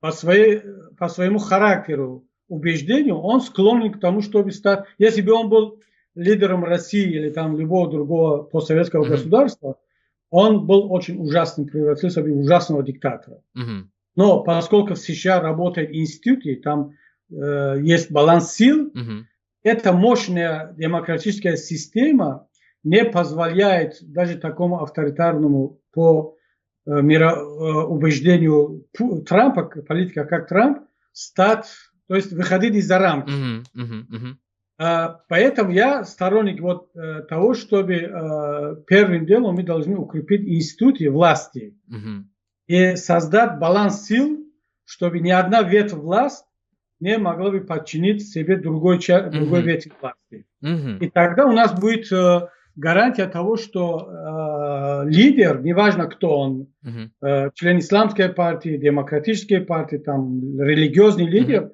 он не может превратиться в авторитарного лидера. Ага, пришел, ушел, пришел, ушел, да. Мгм, Исходя из этого, Широт, мгм. почему я не стал выдвигаться в качестве кандидата в президент? Я сейчас переключу видео, чтобы Да-да-да. там, Да, по-моему, фокус теряется, да, да. фокус и то. Да. И мы стали выдвигать Ойнихол Мгм, Бабаназарова. Она женщина, она из светской политик, мгм, и она юрист. мгм, То есть через таких людей мы должны создавать не сильного лидера, а сильный государственный институт. мгм, Но поскольку Рахмон, не только Рахмон, другая часть общества, они не были заинтересованы в этом, вот сейчас я думаю, что еще раз, я не хочу никого разочаровать, но мне кажется, что если власть будет меняться, первым делом, первый лидер, он убежденный демократ и мгм, либерал, он в первые годы должен вести немножко жесткую политику, мгм, не для того, чтобы сам превратиться в авторитарного мгм, лидера, мгм, а для того, чтобы усмирить вот этих маленьких Наполеонов, которые обычно любая революция, любой мгм, кризис, на фоне этого появляются какие-то маленькие диктаторы, мелкие князья там. Каждый хочет вести свой порядок, мгм, чтобы не допустить хаоса. В первый год, может быть, должно быть какое-то, если даже диктатура, то диктатура закона и порядка. И Интересно, да, интересно. вот знаешь, вот особенно для таких обществ, как наше общество, Мгм, но там должен быть такое согласие, что этот первый человек, который станет лидером государства, первый этап, там максимум 3 года, мгм, у него должна быть четкая программа, и он обязательно должен уходить в отставку. мгм, Ни при каких обстоятельствах. мгм, Даже если 100% народ попросит, чтобы он остался, мгм, он должен уходить в отставку. мгм, То есть его задача готовить почву, атмосферу, создавать мощные государственные институты, уходить в отставку, чтобы пришла новая команда, и новая команда могла бы уже управлять государством по новым правилам, по закону, по Конституции. Блестящий, Акуджон. Я хотел вот именно погрузиться в технические детали того, как обеспечить работоспособность этих институтов. Скажите, пожалуйста, Акуджон, можем ли мы сегодня, либо на следующей части оставить? Потому что у меня как раз вот по техническим вопросам вопрос. Давай, я думаю, что у меня еще один эфир через несколько часов, но с Русланом Айсиным. Я думаю, что на сегодня закончим и продолжим. Хотя мы обещали друг другу, что это будет последняя часть, но давай тогда сделаем один, может быть, чисто такой фокусированный запись на вот касающийся технических вопросов, Да, как вообще да. должно выглядеть. Исключительно того, как тогда в следующей части мы поговорим с господином Кабири именно по технической части, как обеспечить независимость судов, обеспечить институты, работоспособные институты в нашем государстве с учетом наших исключительных реалий. Поэтому это очень важно, и, пожалуйста, не пропустите, если вы досмотрели до этого места.